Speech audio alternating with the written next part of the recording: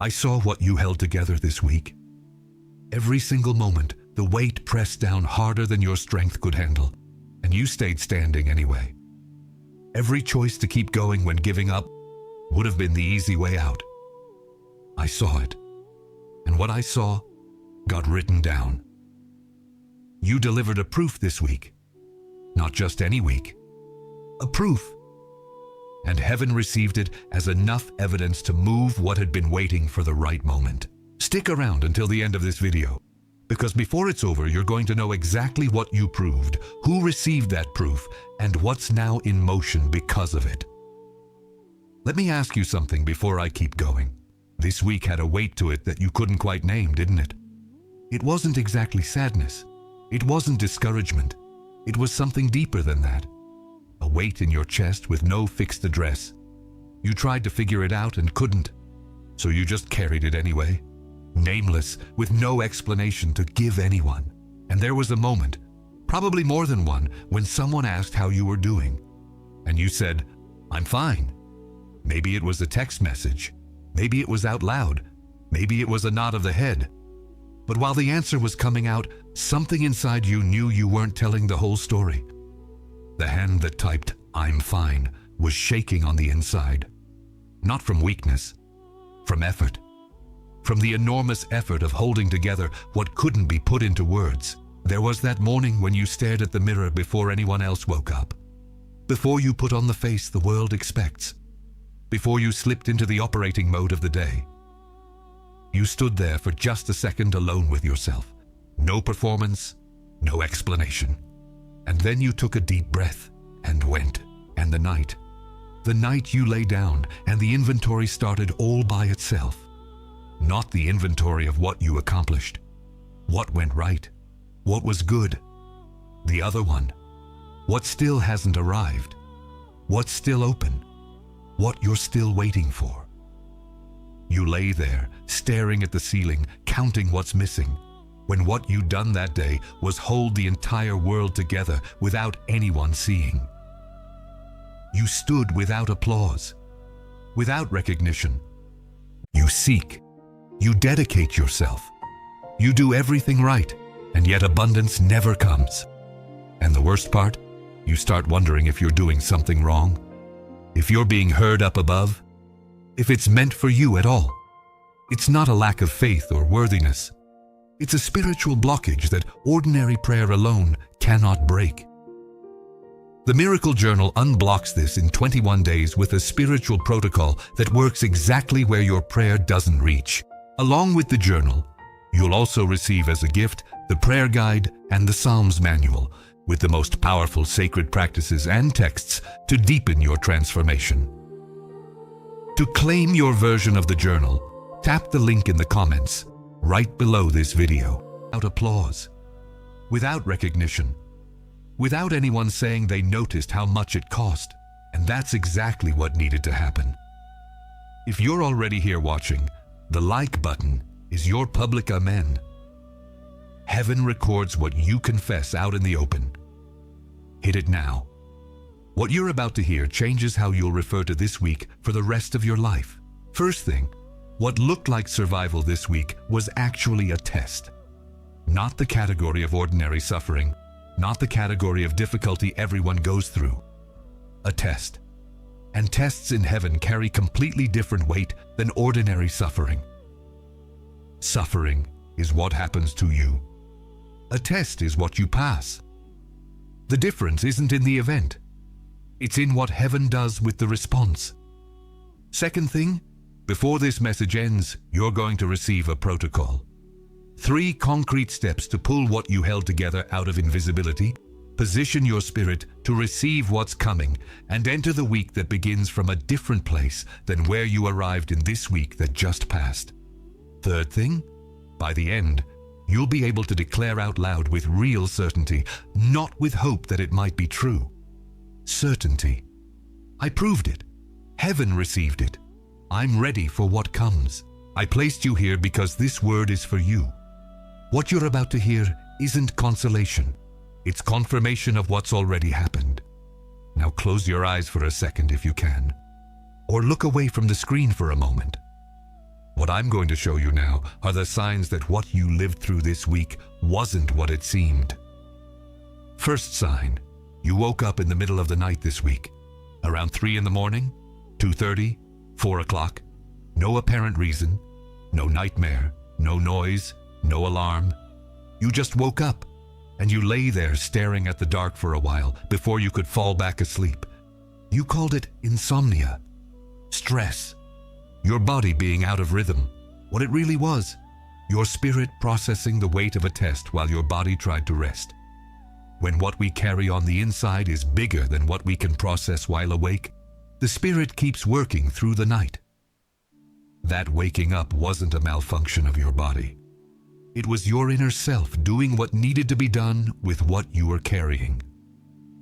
Second sign, the conversations that used to fill you up started feeling empty. The same people, the same topics, the same exchange of words, but something didn't click like before.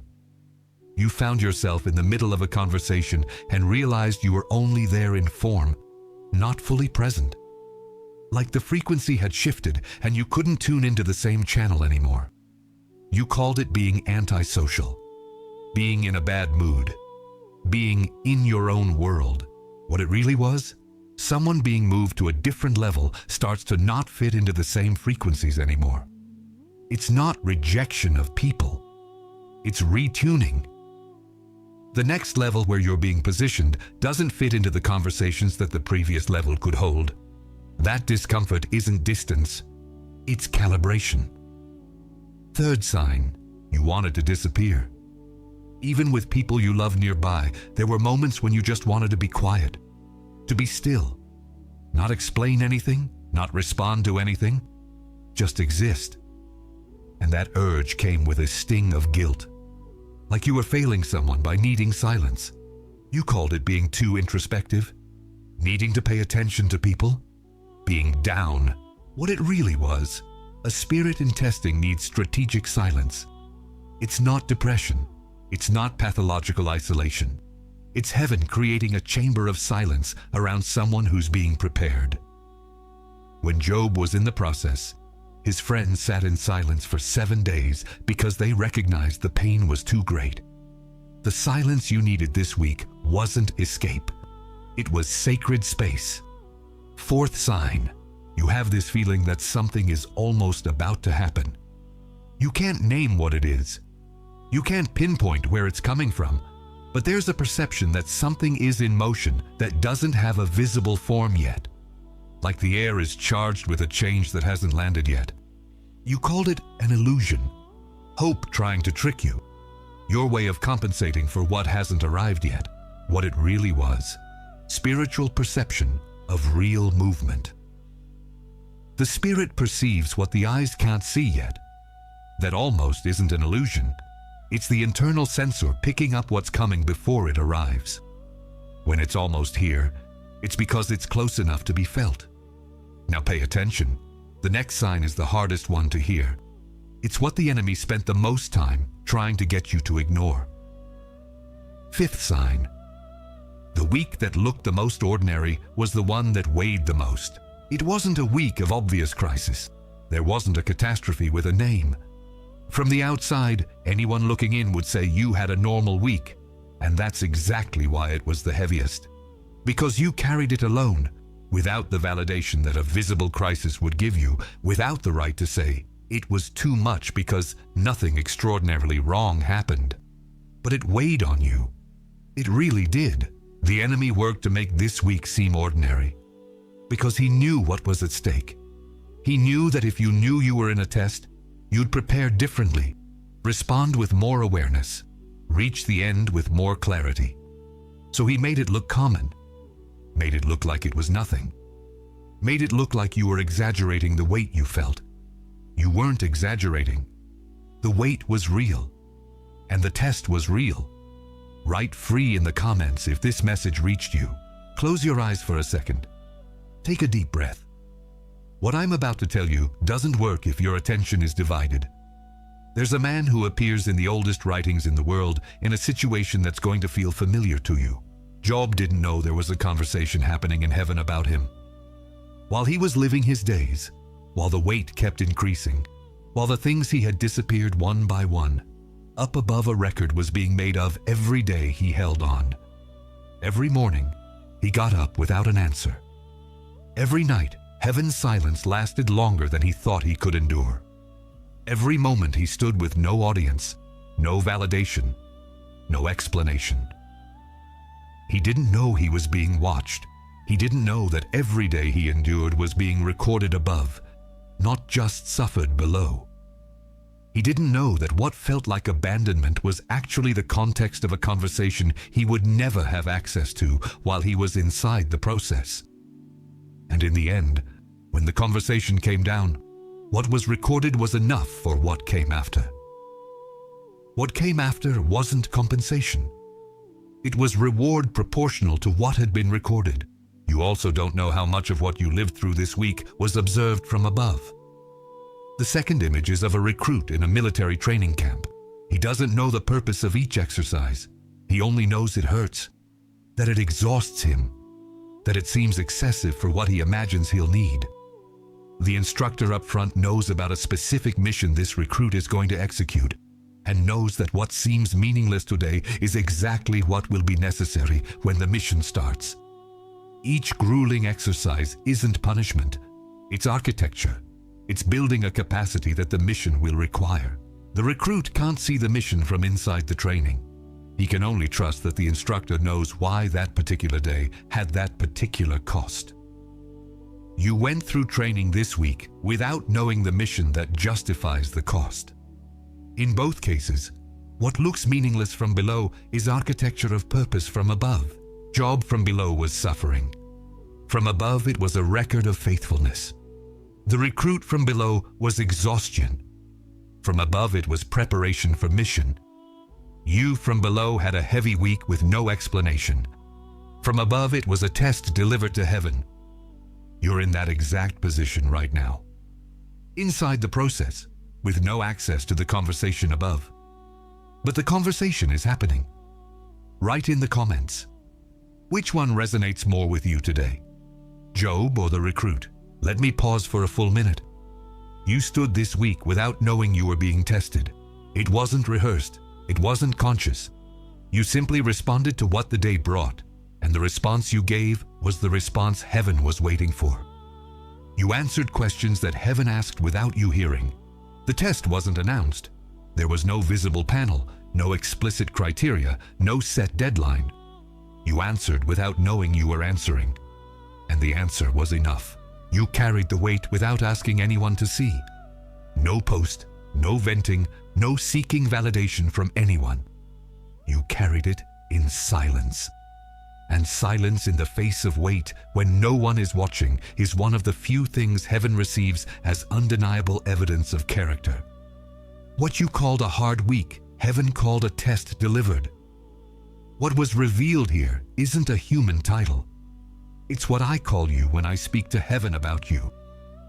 Pay attention to what's about to be named. You are a bearer of proof.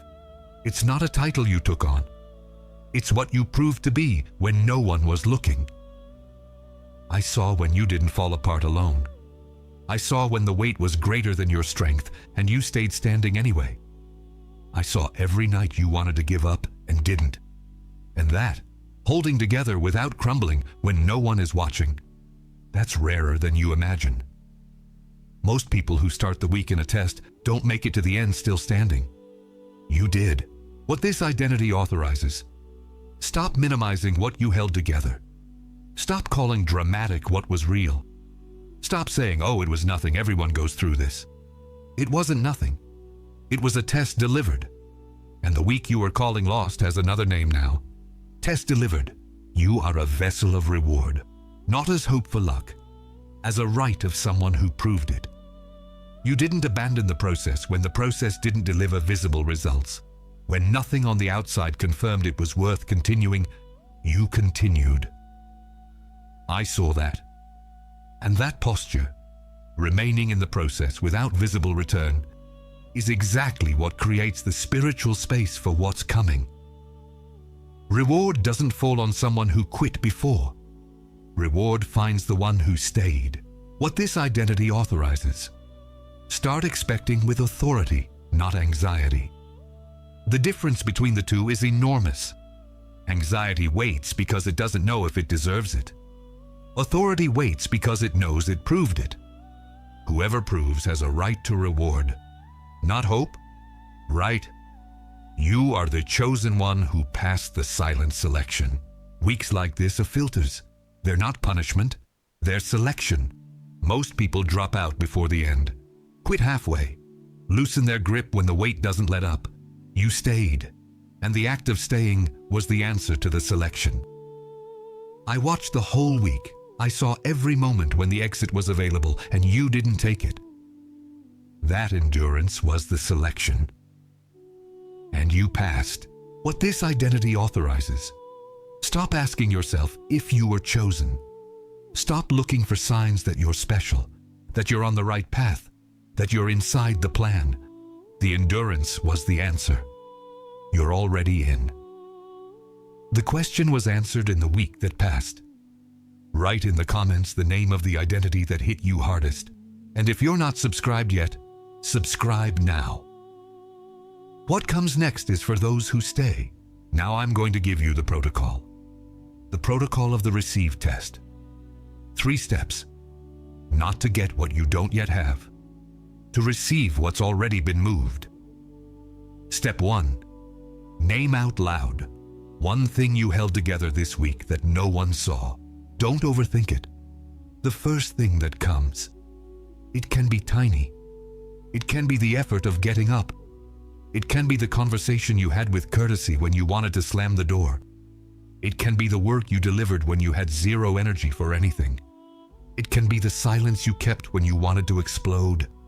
Name it out loud. The reason for this step is that what remains invisible has no conscious spiritual weight. Pulling it out of invisibility is an act of registration. You're putting into conscious record what heaven has already seen, so your spirit also knows what happened. Saying it out loud changes the category of the memory. It stops being nameless weight and becomes proof with an address. Step 2.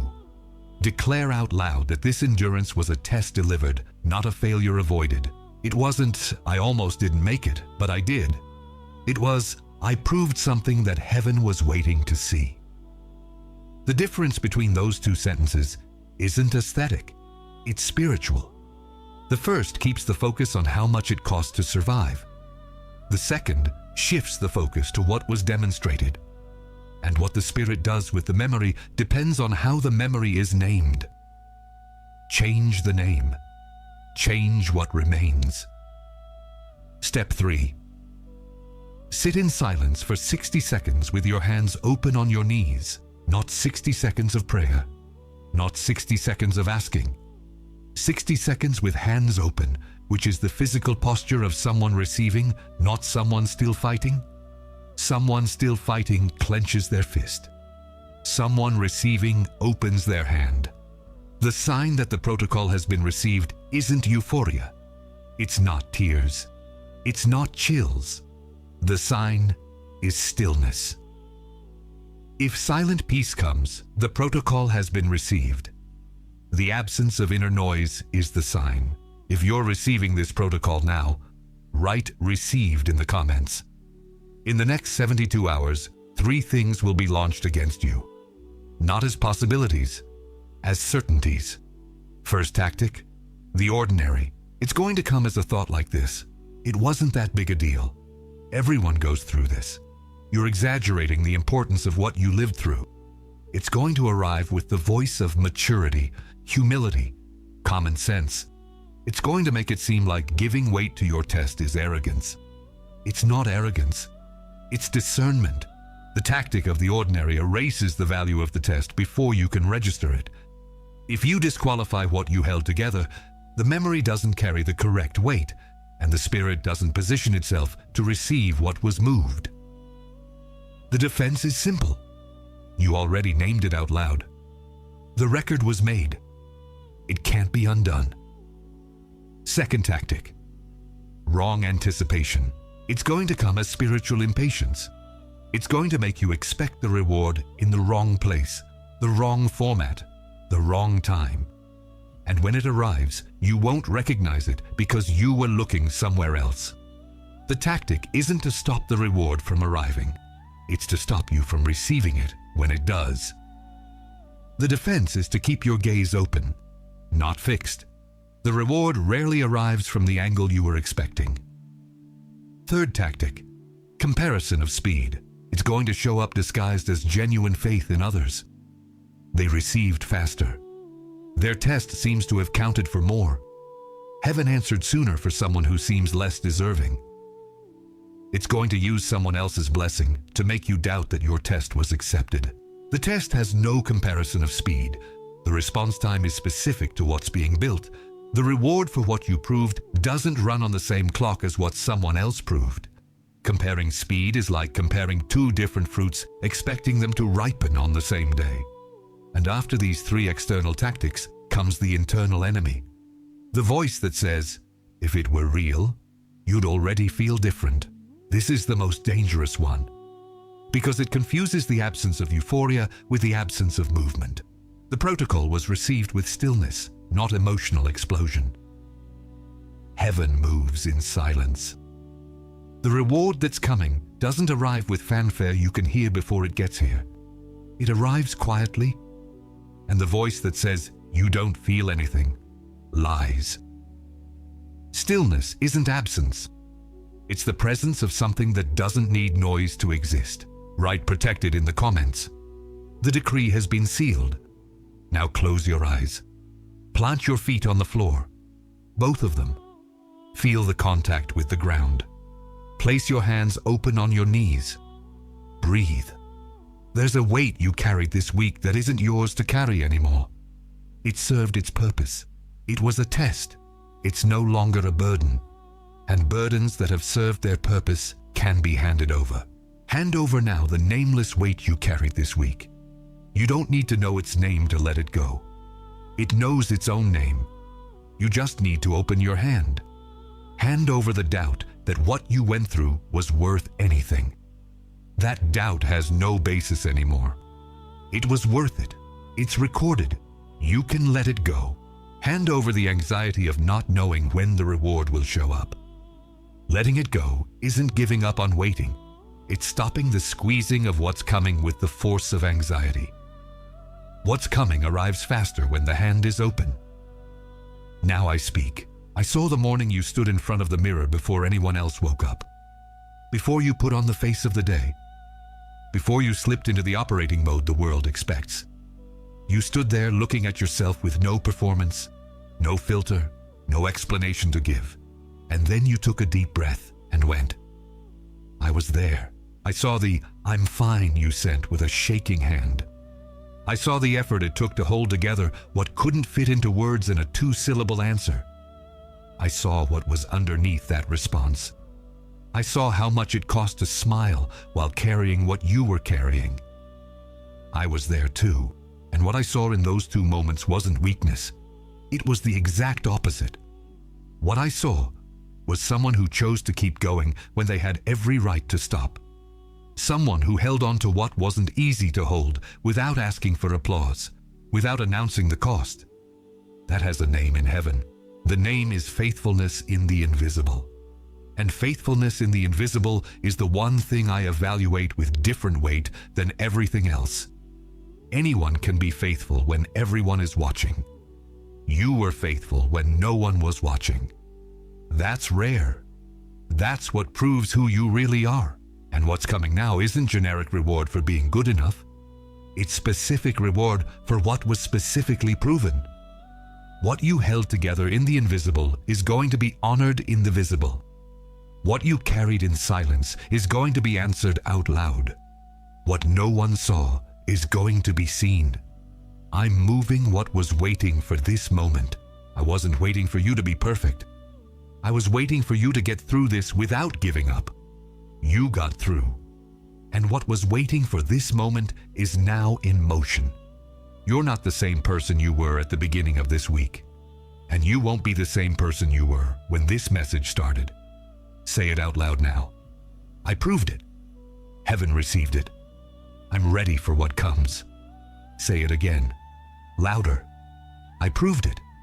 Heaven received it. I'm ready for what comes. It is done. What was delivered here has been delivered. Write "done" in the comments. Not as a video habit, as a spiritual confirmation of what happened here. And think of someone who had a heavy week. Not a group, one specific person. That person you know carried something this week and probably didn't tell anyone. Send this video to them now. Not tomorrow. Now. Because what they need to hear is exactly what you just heard. That what they held together wasn't in vain. That it was seen. That it was recorded. That it carries different weight than they imagine. And if you want to go deeper into what heaven is preparing for you in this season, the link is in the first comment. Waiting for you the same way it waited for you. You're not the same person you were when this message started. It is done. You seek. You dedicate yourself. You do everything right, and yet abundance never comes. And the worst part, you start wondering if you're doing something wrong, if you're being heard up above, if it's meant for you at all. It's not a lack of faith or worthiness. It's a spiritual blockage that ordinary prayer alone cannot break. The Miracle Journal unblocks this in 21 days with a spiritual protocol that works exactly where your prayer doesn't reach. Along with the journal, you'll also receive as a gift the prayer guide and the Psalms manual with the most powerful sacred practices and texts to deepen your transformation. To claim your version of the journal, tap the link in the comments right below this video.